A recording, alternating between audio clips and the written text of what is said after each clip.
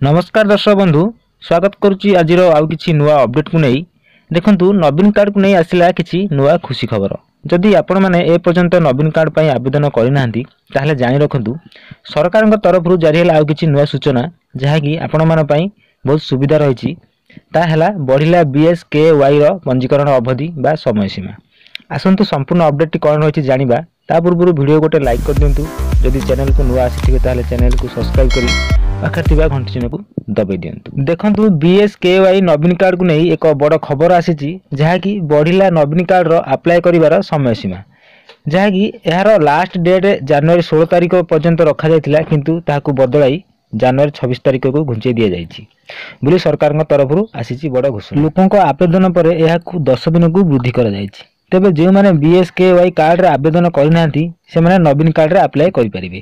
देखु ए क्यों मैंने अप्लाई करें ना सरकारी कर्मचारी सरकारी पेंशन उपभोक्ता और करदाता माने एथिरे अप्लाई करें ना जो व्यक्ति माने BSKY रे अंतर्भुक्त होइना से माने नवीन कार्ड रे उपयुक्त होई परिबे। एही कार्ड द्वारा हिताधिकारी माने देय मुक्त चिकित्सा मध्य पाई परिबे। BSKY नवीन कार्ड रे परिवार पई वार्षिक 5 लाख टंका एवं महिला मान पई 10 लाख टंका देय मुक्त चिकित्सा पई व्यवस्था रही।